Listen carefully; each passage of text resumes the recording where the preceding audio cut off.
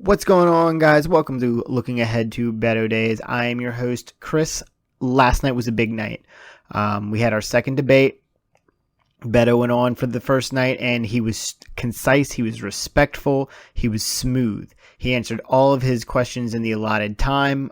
He made some really, really good points, specifically about reparations and on tariffs and how tariffs are really just a tax on the people. Beto was really, really, really strong. Obviously, it was a little bit easy to improve from his first appearance. You know, you shake the cobwebs off. Last night was a big night. I'm not a really big fan of how CNN ran it and their format. The candidates talked all over each other. It's a mess. There's too many people on the stage. I'm really looking for the debates coming in September that are there's going to be less people on stage. It'll be easier for candidates to have their moments and for them to easily shine. And as usual, the mainstream media is overlooking a lot of what's really going on and how popular and how big some of the things Beto said were. I'm not going to go into too much detail because, one, we're waiting for the debate tonight, and then we're going to do a special episode. Next week's episode will actually deal with Beto's veterans policy, but after that, we're going to bring out a special episode about the second debates, how they went. I'm going to be bringing back Dan Golden as well as Hannah, and I'm going to see if I can get Ashley back as well, and we can have a good discussion about the debates and be a little bit objective given some of the things that we saw. The one big thing that I noticed was there was a major focus on Medicare and the argument between Medicare for all and then, being able to keep your private insurance, or Beto's plan, Medicare for America. Again, I'm not going to weigh in too much on that, but as somebody who has private insurance, I believe everybody should be covered, but I don't want to give up my private insurance. And a lot of Americans feel that way, that they I don't want the government dictating what I'm doing. If you need somebody who needs it and they need help, by all means, go help them, but don't take away from me. So that's what you see a lot of as far as that debate. Now, today's discussion is about immigration. We're going to be discussing Beto's immigration policy, which is really his bread and butter. He's from the border. He lives and breathes immigration because that's, what his life is in El Paso, a wide variety of immigrants. He talks about how much stronger it makes them. They're all bilingual. It's a really, really great community. I don't have a lot of experience in that. I'm on the coast. While I do have a vast majority of people who come through Virginia, and specifically my area is extremely diverse. In Hampton Roads, the illegal immigration question isn't something that comes up all the time here, so it's not something I have firsthand experience on it. So the guest that I'm bringing on is she has worked with immigration and immigration offices and writing immigration blogs. It's really good stuff. But before we get into that, I want to dive into Beto's immigration policy that he put out. It was one of the earlier, I believe, one of his earlier policies because it is so important to him. So as usual, I'm going to first start us with a Beto quote. "We can either be governed by fear of immigrants, fear of Muslims, call the press the enemy of the people, tear kids away from their parents at the U.S.-Mexico border, or we can be governed by our ambitions and our aspirations and our desire to make the most of all of us. And that's America at its best. We're a country of immigrants. Nobody, unless you are Native American, was born here excuse me, or is originally from here. That's a better way of putting it. You know, obviously there are those of us who are born here, but speaking more plainly, like, none of us are from North America. We're all immigrants. We're all descendant from immigrants, period. And if the door would have been shut on them, we wouldn't be here today. And you see a lot of the focus on the southern border, but illegal immigrants come in, or people immigrate illegally through all over the country, mostly through ports of entry.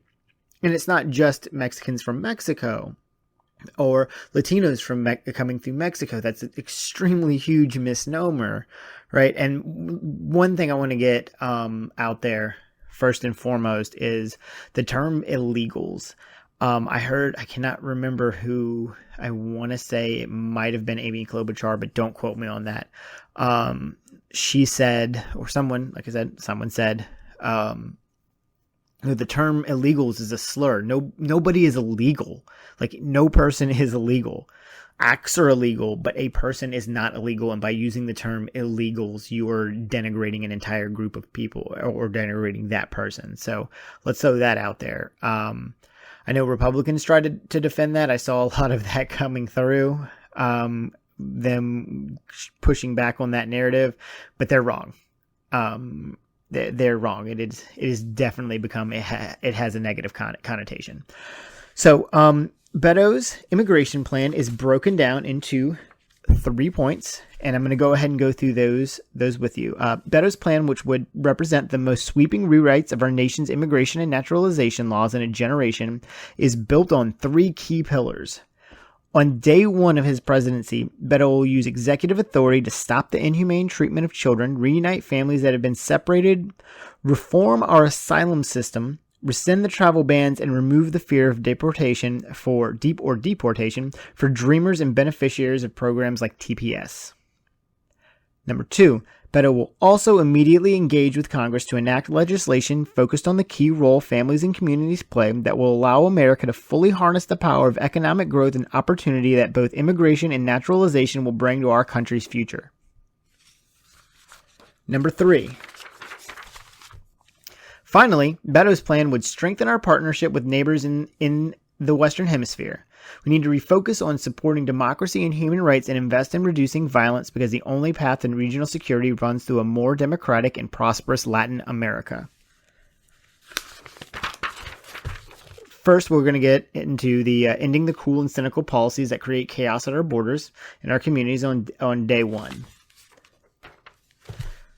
Beto will ensure lawful and humane conditions at U.S. Customs and Border Protection, or CBP, facilities, including access to medical treatment, mental health care, social workers, and translators. Restore orderly and prompt processing of people seeking refuge under our nation's asylum laws. People who are coming here are coming for a reason. They come here because they see us as the best of the best, and when they get here, we prove that we're not. We need to hold people accountable, and for what's going on at our border right now, they really need to be held accountable. We need to fix those issues. These are very simple things. That's something that everybody should be. I mean, like medical treatment and mental health care. Like, come on. Like, I understand that they may not have followed the status quo of how they wanted how the kid in, because they couldn't. But they're still people at the end of the day. He wants to rescind the current administration's executive orders that seek to maximize detention and deportation, including former Attorney General Sessions' radical reinterpretation of asylum law that seeks to deny protection to women and children fleeing domestic violence escaping from deadly gangs. He wants to mandate an end to family separation, which is just a no-brainer in the first place, and at the borders, and illegal policies like metering and remain in Mexico. And it's basically specifically speaking to, he's making asylum seekers wait in Mexico for months, or the Trump administration is making people wait in Mexico for months on end. He wants to issue an executive order to require detention only for those with criminal backgrounds, eliminate all funding for for-profit prison operators whose incentive is profit and not security. I can't understand and do not understand how private prisons and things and for-profit prisons are a thing. Like that, you shouldn't be able to capitalize off of such things. It's just it's egregious to me. It was to ensure that people have the tools to navigate our immigration court system by scaling up community-based programs and family case management. A lot of times, a lot of people, immigrants who come here, fumble through the immigration court system because they don't understand what's happening, and that gets taken advantage of. You know, we have small children as young as 3 years old sitting in a court proceeding. They don't know what the fuck's going on. Like, seriously, they're a child.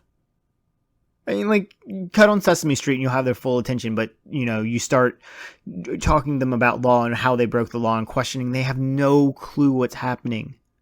I tell my son not to pull the leaves off the plant all the time. I mean, granted, he's 9 months old, not 3 months old, but you can guarantee there's going to be some as young as him in a court system. If our history right now is showing us anything, he immediately crawls back over and pulls leaves off. He doesn't know any better. It becomes a game to him. He is a child who is developing. It's just ridiculous to me that's even a thing in this country. Ugh. He wants to reinstate the Central American Minors Program, allowing children with parents in the U.S. to apply for refugee status from their home countries. That way, a lot of the paperwork and everything's done ahead of time. He wants to take immediate steps to upgrade and increase staffing in the asylum systems, streamline how cases move through the process, and provide timely and fair asylum decisions while laying the foundation for a more fundamental reform to... Sorry, you guys know I flip pages while we do this so I can be as specific as possible. To the immigration court system that restores due process and ensures equal access to justice, including by increasing court staff, clerks, interpreters, and judges, making the courts independent under Article 1, ending policies that prevent judges from managing their dockets in the most effective way, expanding the legal orientation program, the LOP, to ensure that everyone knows how to navigate our immigration system, deploying up to 2,000 lawyers to the border and funding a robust right to counsel, developing approaches to resolve asylum cases outside of the court system, rescind the discriminatory travel bans, which is absolutely ridiculous, and I can't believe in my lifetime I have seen this country ban an entire group of people from coming here.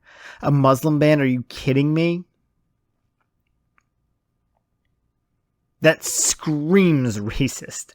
Like, and if you can't understand why that's like just absolutely wrong, I got nothing for it. It's ridiculous.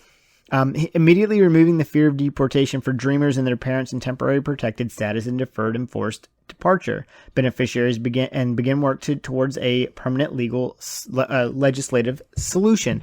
So I've heard stories, and I'm not going to go into specifics just because, you know, I'm not going to get anybody in trouble because, you know, I mean, either way, I've heard stories. Or a story where somebody had walked through the desert with their 1 month old to get here for months and months and months because they had heard that America had opportunities for her child, for her to be somebody. The same reason every person who's ever come to America has come to America, for a better life. And he was told this child is here, was on DACA. He was a DACA kid. Or excuse me, he wasn't. He was about to be a DACA kid because he was told to wait till he was 16. 3 months from his 16th birthday, when he was going to go and register for DACA, DACA was rescinded by President Trump. The one thing that he saw as his opportunity and his way in was taken from him, and now they live in fear of being deported. That is not America. That is not what we should be, who we should be. We should be better than that. We are taking things from children who had no choice in coming here. They didn't break the law. They should be given a chance. No child should live in fear that they're going to have everything they've ever known taken from them. And to add a little bit more credence to to Beto as far as the, what needs to be done legally. He is on the border. Asylum seekers wait months and months and months. I mean, there was somebody who was waiting 6 months. And we know this because Beto went down there and was meeting with asylum seekers who had been trapped for months. That's not fair. It's scare tactics, and that is happening right now. It's scary. They're being detained in somewhere almost just as dangerous as where they were fleeing. Families are being separated. There was a girl who was 18 and had to get trapped or stuck in Mexico, and the rest of her family went on without her because she couldn't go with them. He wants to refocus on smart security, immediately halt work on the border wall. As he said, it doesn't work. Walls don't do anything but hurt us in the long run. And his first budget, and every budget, will include $0 for this unnecessary wall. It'll immediately boost staffing to expand inspections, reduce wait times, and increase our capacity to detect illicit drugs. And he wants to modernize our ports. He immediately prioritizes the cracking down on smugglers and traffickers who exploit children and families by working with our regional partners. So the reason he doesn't want to get rid of 1325 is because there needs to be some kind of criminal action for those who come over here with nefarious, or come to America with nefarious plans. And it's not that 1325 doesn't just affect the border; it affects immigration as a whole. That's from other countries, China, anything, right? Who I mean, even human trafficking and stuff like that, not just drugs. But he doesn't want to he's not going to use it to separate families. He wants a policy of, if you come here the right way, we're going to bring you in and we're going to do it as fast as possible. We're going to give you your opportunity. We're going to make a path for you, a path that has never been available. And that's what's going to make it better. But we still need to hold those bad actors accountable for the things that they do. And we've got to protect ourselves. It's as simple as that. 1325, and without it at this point, would create at least the image of open borders. He wants to strengthen our families, communities, and economy by rewriting our immigration laws in our own image.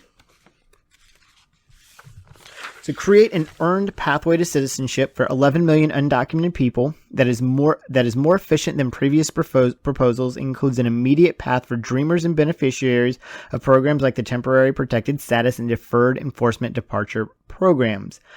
He wants to reunite immigrant families separated by lengthy visa backlogs, revise preference categories and caps to prioritize family unity, and remove bars to reentry and status adjustments to support families.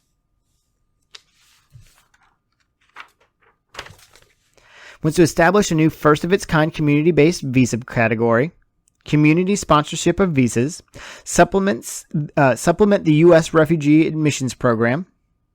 He wants to increase the visa cap so that we match our economic opportunities and needs for work, education, investment, and innovation.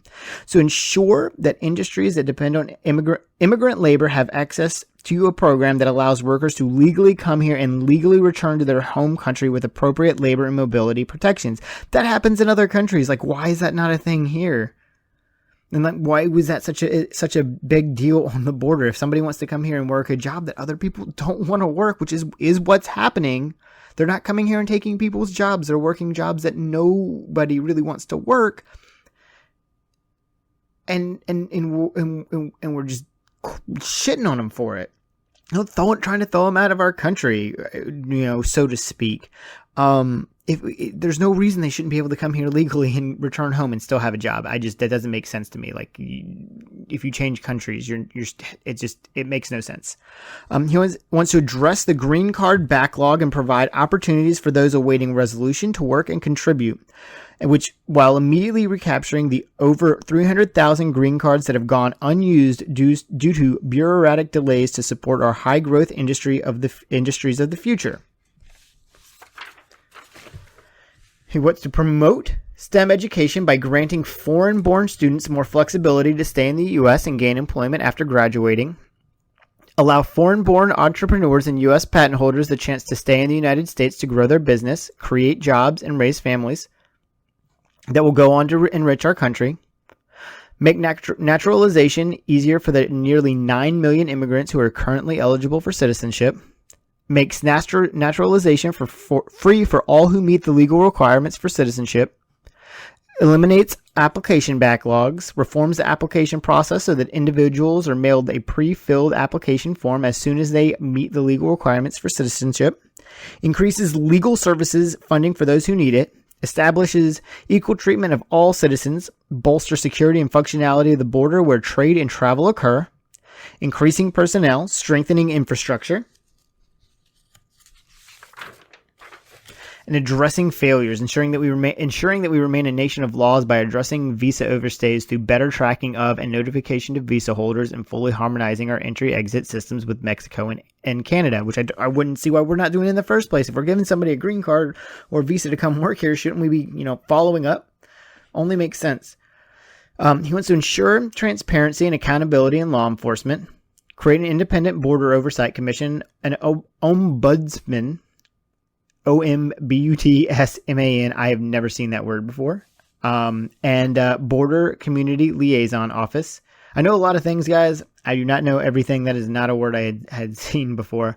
Create a uniform process for tracking and preventing migrant deaths along the border. And increase accountability from ICE and CBP personnel, improved training, and continued education courses. Recently, they had that Facebook group that came out with all the ICE employees who were in there, racial slurs, homophobic stuff. It was real nasty. That's why they need that accountability. He wants to restore our standing in ensuring regional security by being a partner for prosperity and security in Latin America. In the 1800s, there was something called the Monroe Doctrine, which basically made America the big brother of all of the Western Hemisphere. And what we've done with that is we have systematically fucked up the entire Western Hemisphere. How many leaders have we deposed? I mean, Mexico in the 1910s had many leaders. A lot of them were assassinated by the U.S.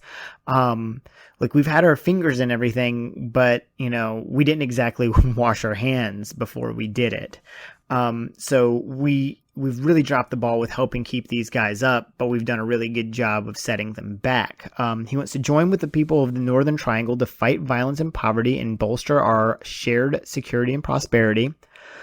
He wants to convene a new and improved partnership for prosperity and security by calling upon our allies and friends across the Americas to form a regional alliance dedicated to creating stability and economic prosperity across the continent, beginning in the most precarious of countries. And everybody should be involved. We are all members of the Western Hemisphere.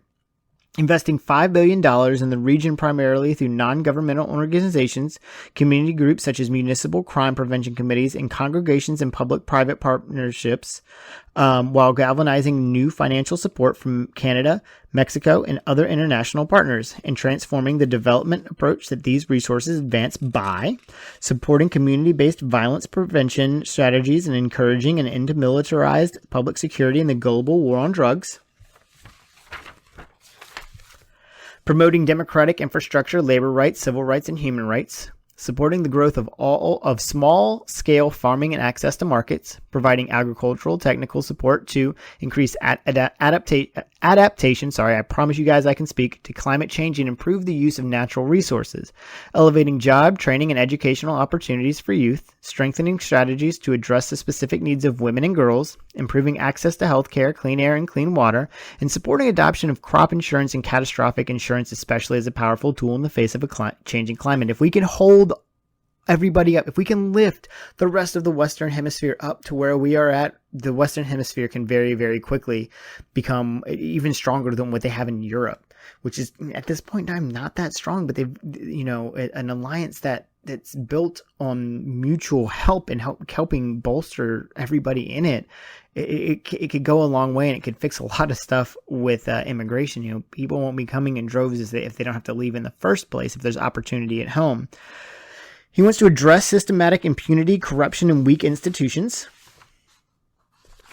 He wants to strengthen Mexico and Latin America's capacity to contribute to regional security by supporting the United Nations refugee agencies. Work in the development of strong asylum and refugee protection systems in Mexico and across the region to manage migration flows from the Northern Triangle, specifically by working with UNHCR to expand the capacity of Mexico's refugee system and to collaborate with Mexico and asylum seekers who are both traveling to and through Mexico, and launching a regional resettlement initiative, including building a safe and comprehensive repatriation and reintegration program. If that seems like I just went through a whole lot, it's because I did. His immigration policy is 13 pages long. It is comprehensive and it is brilliant. Now, we've gone through all of it. I've done a little bit of assessment. Now, let's have a really good discussion about immigration. So for today's discussion, we're going to be talking about immigration. And to do so, I'm bringing on a special guest. I'm bringing on Shireen Kalan. Hi, guys. My name is Shireen. I am going to be a law student in 2 weeks from now and planning to go into social justice.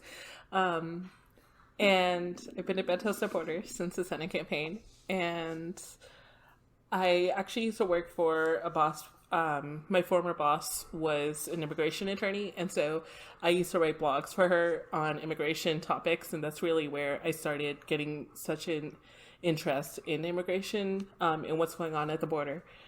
And yeah, that's me. That's cool, man. Interesting sidebar. My cousin is taking the bar tomorrow. She just graduated from the University of South Carolina in May. So wow. Yeah. So awesome. I'm glad it's really not. Say what? Wish her good luck for me. Oh yeah, I will do. I will absolutely do that. All I know is that she has been in a book since pretty much, she graduated law school. Yeah. But so I've heard. Yeah, it's intense, but yeah, and you don't mean camping.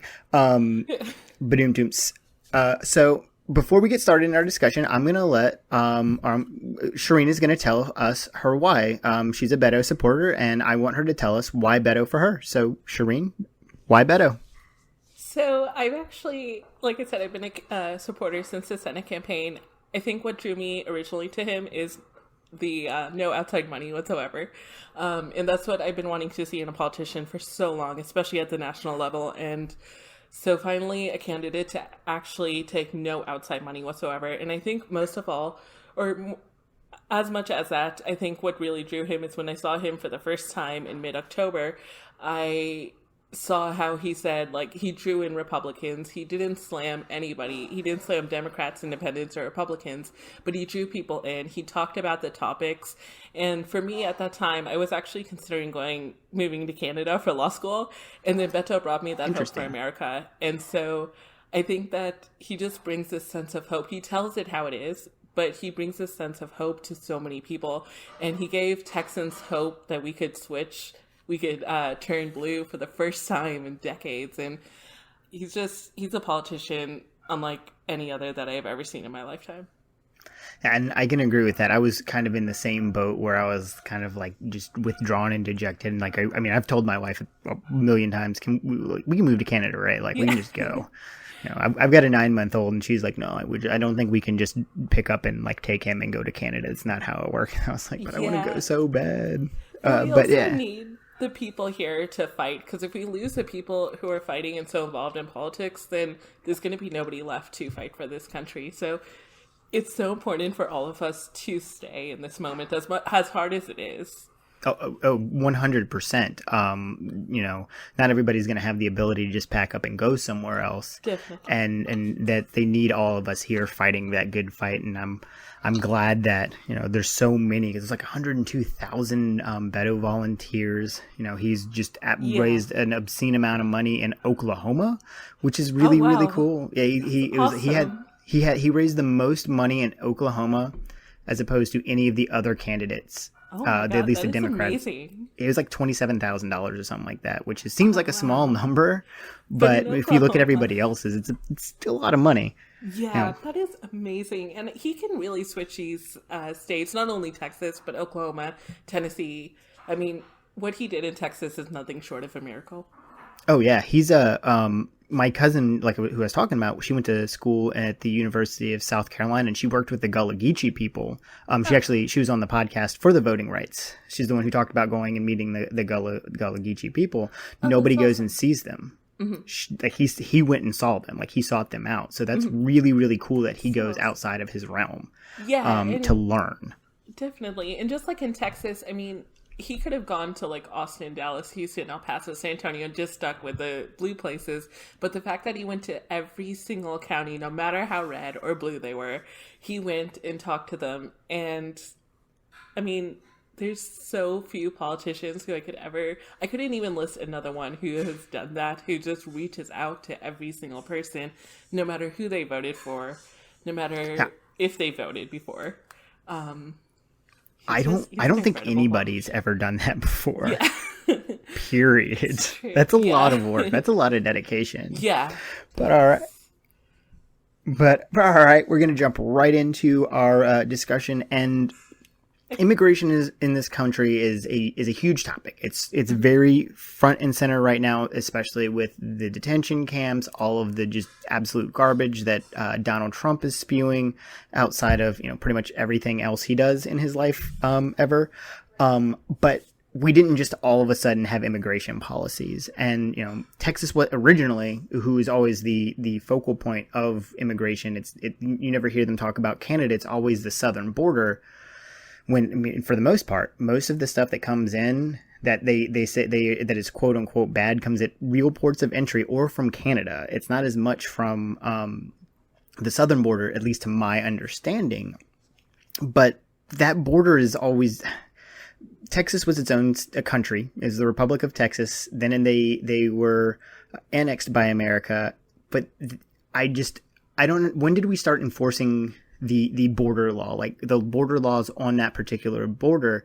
Like, is it relatively recent? Did we just automatically say, oh, by the way, you have to have all of this documentation to come into America now that Texas is part of America? Like, what kind of background information can you give us on that? So I'm not exactly sure when we started deporting people. I know 1325 came in 1929, which is when we started criminalizing people. But this goes back to actually the 1800s, when there were politicians in America who demanded a literacy test for migrants who were especially coming from Eastern and Southern Europe. So this is a centuries old issue, and it's been a really, I guess, I don't want to say made up issue, but it's been a very racially charged issue, and it's been an issue that's been completely dramatized, I would say, or exaggerated, to the point that, just like Beto says, if immigration is our only problem, it's the best possible problem to have. Oh yeah, 100%. I didn't know that that 1325 came from that far back. It seemed very, very recent, at least in the way that they talk about it. It's funny that's in 1929 because America did its best to absolutely destroy the Mexican government in the 19 teens. I mean, like we had Mexican leaders assassinated, put in the ones that we want, and all sorts of stuff down there. Like during that time, and Mexico is actually kind of plays a big part in World War I. So I mean, I don't know if that like impacted 1325 coming up in 1929, but it's very interesting. I didn't know about the literacy test either. That's fascinating. But since we're on 1325, that's been very much in the news. I had never heard of it. Personally, I'm in Virginia, so goings on the border don't get here that often, that we hear about it in such a massive extent, as opposed to now that it's all over the news. What exactly is 1325 criminalizing? Like, because it's just all people? Because I know Beto wants to keep it. which I understand, because that's what makes he's basically creating an open arms policy. Like, if you come and do things the right way, you're more than welcome to come, as opposed to saying, you can't come, we're going to set a quota, or we're going to try to keep you guys out, which forces people who are afraid and want better for their family to come here illegally. So, like, what exactly is 1325? So 1325 is a law that came into place in 1929. It basically criminalizes coming into the U.S. undocumented, and it began from, so prior to 1929, there wasn't really much of an issue about immigration. Many people, especially from Mexico. So actually, it was Asians who were first banned from coming to the U.S., and it was basically Western Europeans who were allowed to come. And so Asians started, there was a huge fear that Asians would come through Mexico to the U.S. And so that's when they started deporting people in numbers. And this was around 1925. And then 1929, when 1325 came to be. And it's basically saying that if you come into the U.S. undocumented, then you could be prosecuted against. So prior to that, they just deported people. And it's from about 1965, actually, until 2000. It was used very little. The Clinton administration were senior. Administrations prior to that, they didn't really prosecute against people too much. It wasn't until George W. Bush came into power when he started deporting and prosecuting people a lot more, and Obama, and of course Trump has made it to include child separation. The whole debate about 1325 is about whether we should prosecute people or whether we should just deport them. And I mean, there's two things to this. Is number one, that you have to add in extra about asylum, because these people who are coming from Honduras and Guatemala and escaping deathly situations, this getting rid of 1325 is not going to automatically allow them in. It could deport them as they're coming into the U.S. And secondly, while I was writing blogs for my former boss, I read about these people, and this happens more often than I could say, but so it's especially people trying to take advantage of the poor, who will go to countries like India and different countries, who will go to the poorest villages and talk to the most vulnerable people there, which are usually poor mothers who are trying to do well for their children. And they'll tell them that, look, if you come with me to the U.S., I'll make you wealthy within a month. And so they come with them, trusting them, and they come into the U.S., and many times they're often sold into sex trafficking or labor trafficking or homeless. And so if we get rid of 1325, that would allow these people to come into the U.S. without being prosecuted. And the border is a very safe place, but in any place where there's land and there's people, there's going to be crime. Oh, and so 100%. 1325 would just make sure that people are prosecuted, and it can be rewritten in the way that Beto says, that we rewrite the laws so that it doesn't include child separation. And it doesn't include inhumane conditions at any detention center. Oh yeah, 100%. I think we can, pretty much anybody can agree that the conditions there are pretty much shit at this point, and it shouldn't be happening in the first place. And that's a good point, because he's not trying to arrest the people who are coming here legally, and that was part of the debate. Julian Castro kind of like jumped down his throat saying, you want to detain children. This is what caused child detainment, and that's how this happened. We've got to get rid of that. But the flip side to that, and what the unintended consequence that I've seen from that is, it's pretty much chum in the waters for Republicans who say, see, Democrats want open borders. They want crime. They want all of this to come here, which isn't true. But it creates that facade that, they want open borders. And that's why Beto's plan is so good. He's not going to prosecute people who are trying to come here or coming here for asylum or coming here for a better life for their kids, because, that's what pretty much anybody who's an American or lives in this country is not from here, unless you were specifically Native American, right? my family immigrated from, my great grandfather immigrated from Russia through Yugoslavia to get all the way over here at, I think he was 8 years old. He came here in 1908. We had a letter that his sister wrote back home describing the Statue of Liberty. Like, that is what America is. That is what America should be. And what we're getting right now is child detainment. Definitely. I mean, and it's so tragic, and people who come to this country, nobody deserves to be treated in that way.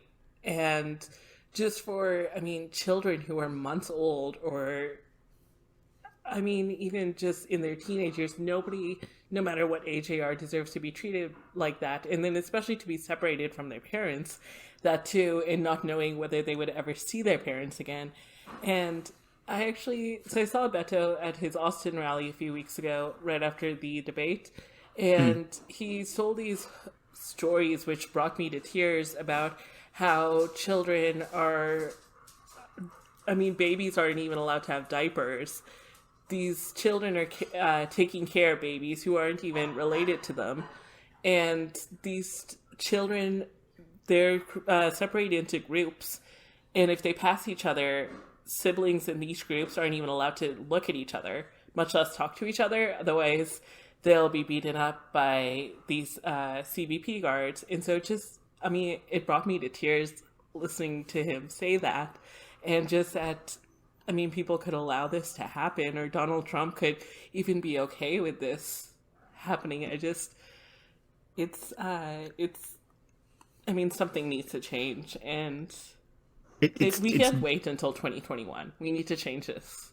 This needs to be done right now. The detainment of children should have been enough for impeachment proceedings if you didn't have, the whole the Russia thing, so to speak. Not to use his language, but he's an idiot. So, but the detainment of children, I didn't know that. Like, I didn't know. I knew there were children taking care of other children. I didn't know about them being moved in groups, and it's just so far from my brain as something that's possible that we could do this, and this is being done in our name. I have a 9-month-old. There's not a thing on this planet that I wouldn't do for that kid. They're not fleeing.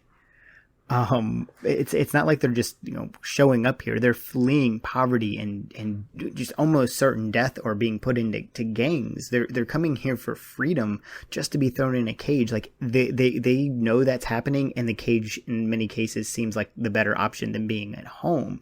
Like, I would try to escape to Canada if that was what was going on here. And if I had to cross there illegally and that was what I needed to do for my son, I would do it. And I can guarantee you there's not a person on this planet who wouldn't do something like that for their kids. And I think that's something that's getting forgotten here. We're definitely losing the human element of this, especially with the way that he describes these people and children as, was rapists and criminals. And I think he's referred to them as animals. It's just absolutely abysmal. And to call them an infestation, and that's what you would call mice, not human beings. Exactly. We have so all this stuff going on in Baltimore. It's really disturbing language, in general. But the Obama administration tried to do something to fix that, and that was DACA. And DACA stands for those of us who don't know, and I didn't know this until today, DACA stands for Deferred Action for Childhood Arrivals, which basically, kids that were born on or after June 16, 1981, arrived to the United States before age 16 and have lived in the U.S. since June 15th, 2007. They're eligible for work authorization in the United States and protection from deportation for 2 years, and it was supposed to be for 2 years while they fixed the immigration law, which they haven't done. But I guess in the Obama administration, they had they had Mitch McConnell, he pretty much kept everything down since he had been in charge, and he's almost, to me, Mitch McConnell is much worse than Donald Trump because he's been doing it much longer, and he is allowed for Trump. For DACA to work, they had to come up with they would have needed to come up with that immigration law. How do we help the children, the DACA recipients right now? How are we working on efforts to actually make them citizens, which is how they should be seen, right? They were brought here by their parents and they didn't have a choice. So how do we fix that? Like, how are we going to help them moving forward? I think that I don't think Trump will do anything to possibly help them, and especially with a divided Congress, I think it's going to be very tough, and especially with how radical the Republican Senate has gotten. I think that we could begin to enact legislation and begin to especially make a pathway for citizenship for these people, and that includes rewriting immigration laws, as Beto said. And we have to acknowledge that these people are Americans. They're just as American as you or me. And I think that we need to create a pathway so that they don't have any fear of deportation. And yeah, I think that goes back to rewriting immigration laws. Yeah, the immigration, that seems to be kind of the root to a lot of the issues. Is we haven't created a good immigration policy. We've created band-aids and band-aids and band-aids, and we just keep pulling one band-aid off to put on another band-aid. Which is, as far as I can say, that's how we ended up with Trump right now, being able to do some of what he's done, because obviously he's exploited the law he's twisted it to his own ways, which has obviously led to child detainment. The Dreamers these were kids that they're Americans. They were here for the American dream, and he took it away from them. Definitely. And unfortunately, I think a lot of times, especially when it comes to national level politicians, many think short term, so like what they can get done in 4 years, but we don't really think about a long term. And I think that's a big thing that's come down to immigration, is that we haven't really had a president to look, or any leader really, to look long term on what we can do to help migrants. And I think that that's what I love about Beto's policies, is he's looking long term. But also I think that just with all of this, if we had gotten a leader in place to help migrants, as much as I love Obama, he was not the best when it came to immigration. He wasn't nearly as awful as Trump, but he wasn't the best. And Bill Clinton and George Bush and presidents prior nobody's really helped migrants. People have been, I feel like, kind of against them or kind of forgotten about migrants. I definitely agree with that. So I think the step for DACA is for these politicians to actually, first off, remember that migrants are people too, and Dreamers have been in here since they were young kids. They're Americans. And so I think the first step is to actually care about migrants, and then to enact legislation that will be able to pass both sides of Congress, because the House can't pass legislation on their own. They need the Senate. Exactly. So to pass something that will be able to pass both. And that's an interesting point. Like, migrants have definitely been forgotten. I don't remember immigration really being an issue as terms of, like, when you think of immigration being an issue, it's usually the southern border. Now, like, there are spots in history. There was the St. Louis incident with during World War II with the Jewish refugees being refused to the United States. Eventually ending up back in England or in the Netherlands, and the refugees that ended up in the Netherlands subsequently died.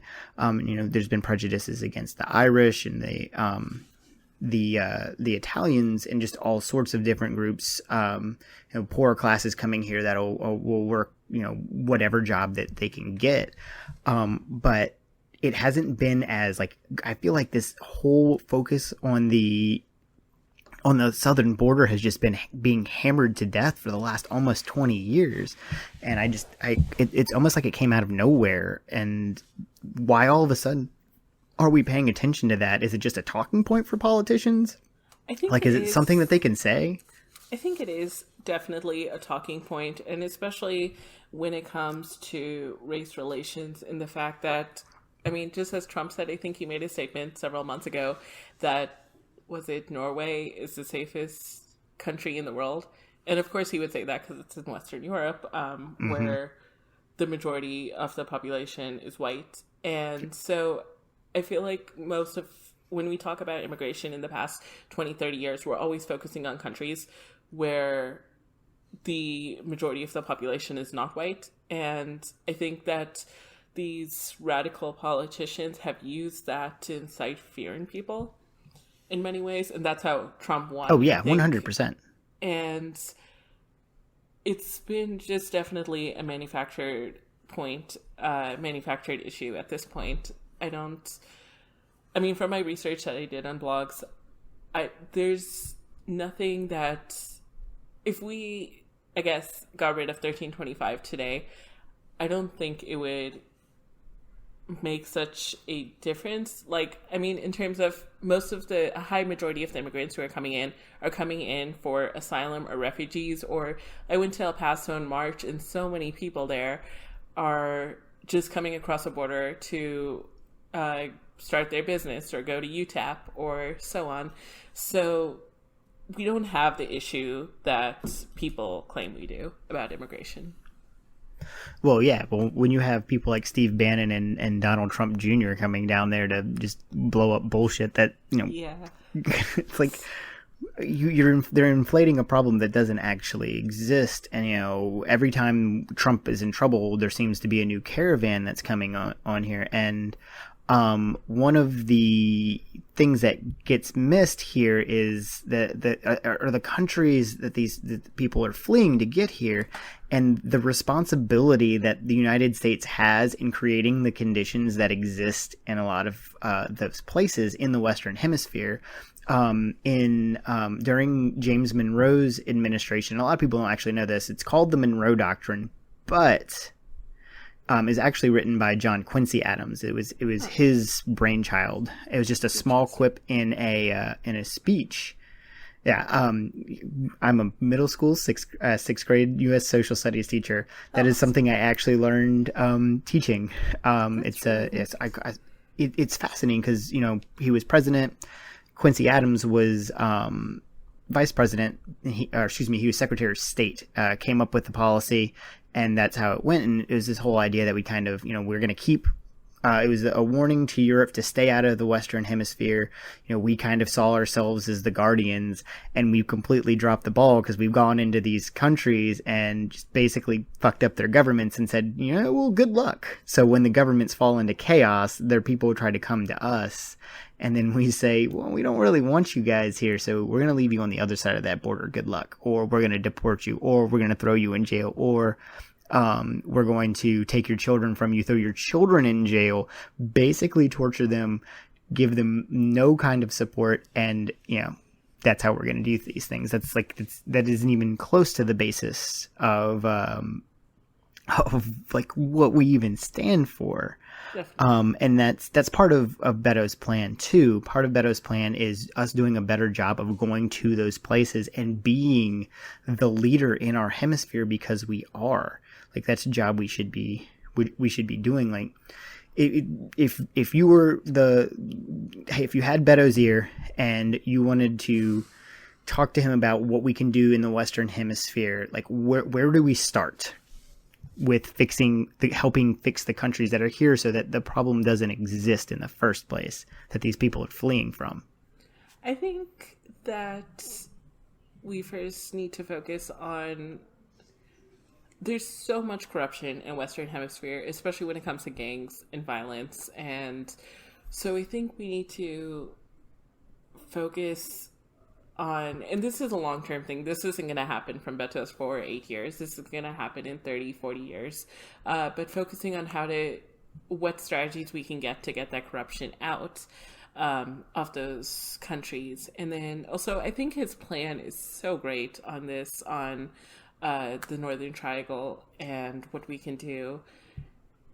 And it's going to come to really just, first off, accepting those people who are coming up to us looking for safety from the conditions that they escaped. And conditions, in a lot of cases, created by the United States. I mean, like, how many leaders have we ousted? I think Panama was one. Venezuela is the only, or at least was, I'm not sure if it still is, the only like socialist communist country in the Western Hemisphere. Oh, sorry, I forgot about Cuba. That's a big one to forget. But like, it's one of only two in a situation like that, and we've seen what's been going on there. Right. So definitely.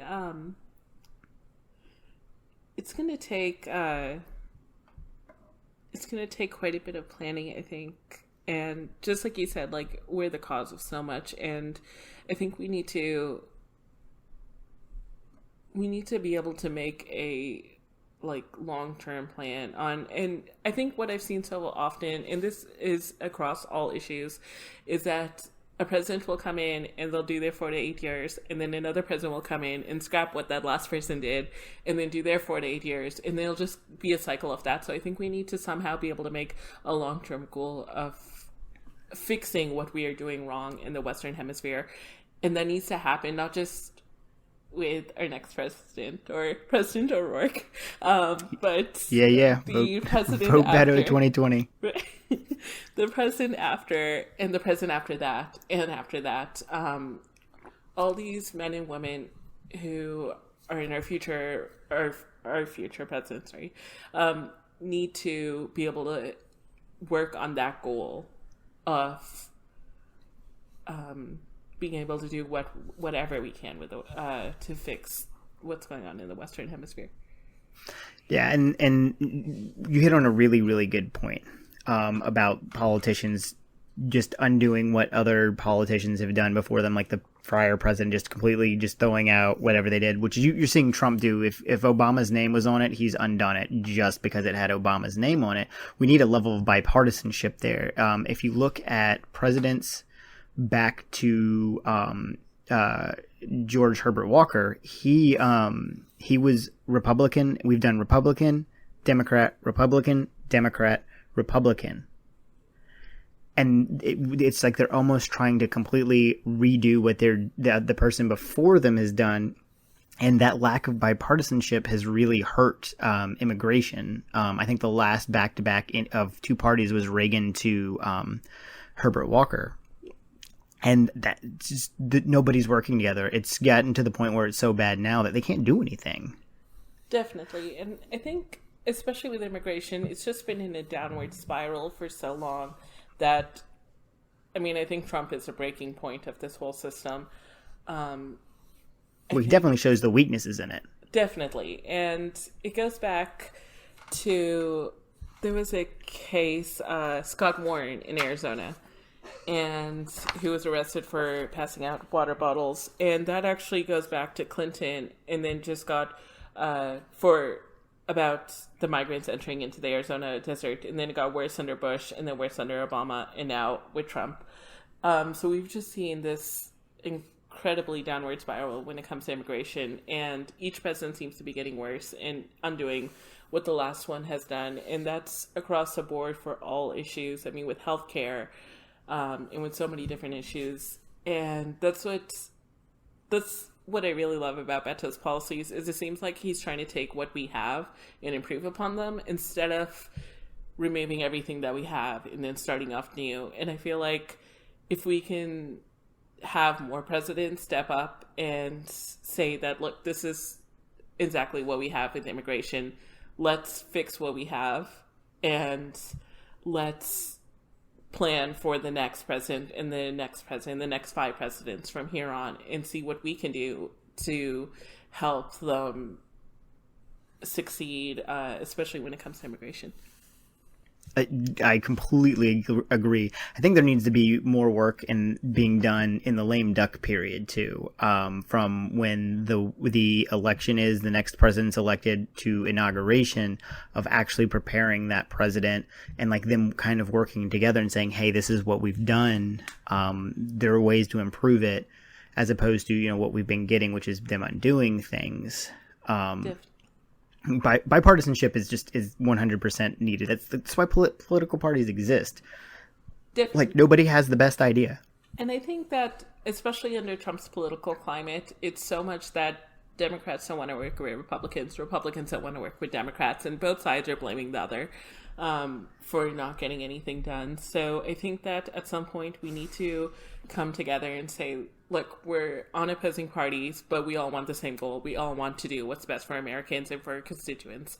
So let's put aside party line and let's work on this together. And I don't see that on any level. Like, I don't see that in my own city council or in the Texas Senate or House or in our U.S. Congress, Senate or House, and definitely not with Trump as president. And so I think that at some point we need to vote in leaders who will be like, fuck political parties, let's work on getting what's right for Americans. Yeah, that's 100% correct. In fact, George Washington warned against political parties. That was part of his exit speech. This is one of the precedents that he set, was, you know, political parties are bad. And that, you know, that's the beauty of our Constitution, the way it's worked. It was originally written to be thrown out every so often and completely rewritten in a new government setup, but we did ours so well, I guess. You know, that, you know, we've done shitty things in the past, but we've been able to change them through amendments. And we usually have in some cases, we have a good foundation, or we have precedent that's there that we can use and twist that, but people aren't doing that. So we've mentioned Beto's policy a number of times, and this thing is really comprehensive. Of the policies that he has out, I believe immigration is the longest. I don't remember the exact page number on climate change, but you can tell that immigration is that's his baby. That's what he knows, and being from the border, that makes sense. So, like, what kind of things is Beto's policy? What does it get right? Like, does it get anything wrong? Like, how do you feel about his policy as somebody who really knows immigration? So I read through his policy a couple of times in the past few months and was able to read again today. I was actually going to print it out for this, and it was 13 pages long, which is actually so amazing to see such detailed policies. And he gets down exactly how he's going to do this, what he'll do as president, what the long-term goals are. And I think that's one thing that I really just loving about all of his policies is just he gets it such in detail.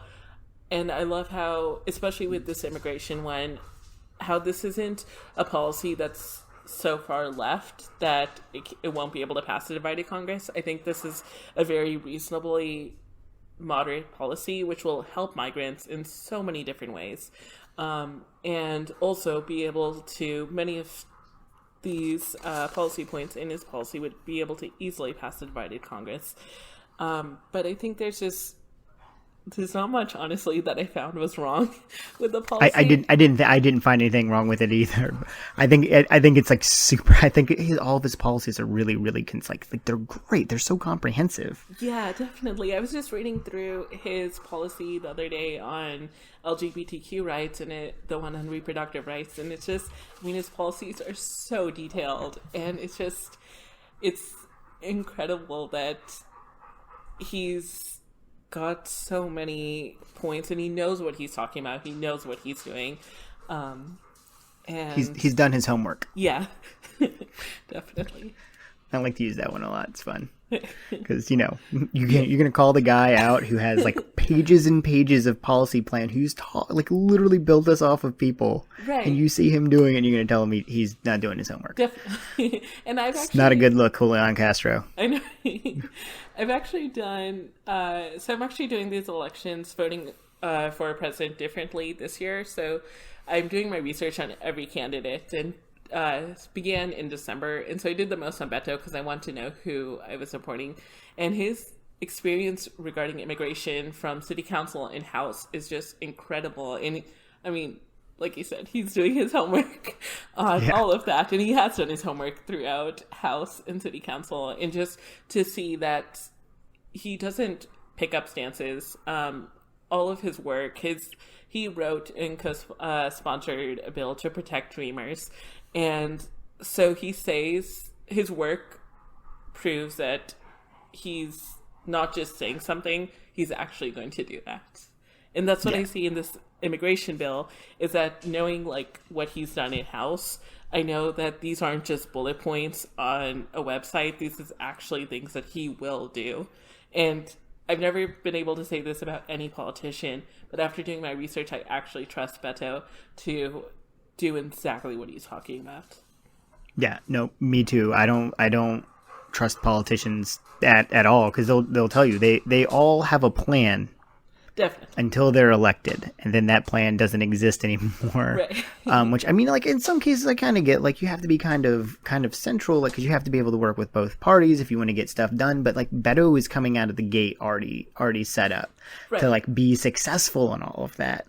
Yeah, definitely. And that's what I found. I read through a majority of his votes, and he actually wrote blog posts on Medium for pretty much a high majority of all of his votes. And so to read exactly why he voted for something, it wasn't, obviously he hasn't taken he didn't take PAC money.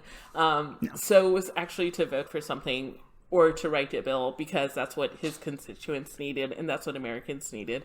And so to know that how much he did in-house, I really, truly believe that he's going to do everything he says, not only in this bill, but in all of his policies. And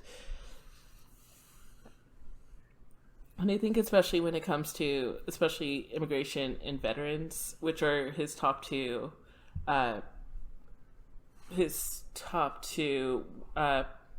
issues that he worked on while in-house, and all of the others as well. And he's been protecting LGBTQ rights since city council. And so I think he's gonna make a great president. I completely agree. He's running a campaign where everyone counts. It's not just, I mean, you can't even take it as like it's just that every American counts. It's literally every single person counts, and that's what we need in politics right now. I want to thank you for coming on. It's been awesome. Thank you. Immigration is not something I know very well. Like I said, I'm from Virginia, so to have somebody come on that knows their stuff, and I learn a lot doing this podcast. I've learned a lot about different groups of people, and it's really actually Beto has helped me become a better person. Weirdly, just by how he carries himself, but also in these policies, because I've learned a lot about different groups of people. But yeah, thank you for coming on. Thanks for coming and hanging out. Thank you so much for having me on. Anytime you want to come back on, if there's something that you feel that you want to talk about, you are more than welcome to shoot me a message and say, hey, can I get 5 minutes? Because I really feel passionately about something. I want to make a point, and I will definitely make sure you get that ground. But for right now. Oh, absolutely. Guys, for our listeners, we've got to keep donating. We've got to keep, volunteering. We've got to get the word about Beto out there. Obviously, he inspires a lot of people, but we got to make sure that keeps going on and we can keep it through 2020, move that right on to 2024. And, why not 2028? Let's keep the party going for 8 years. Yeah. For now, I'm your host, Chris. Let's keep on looking ahead to Beto days.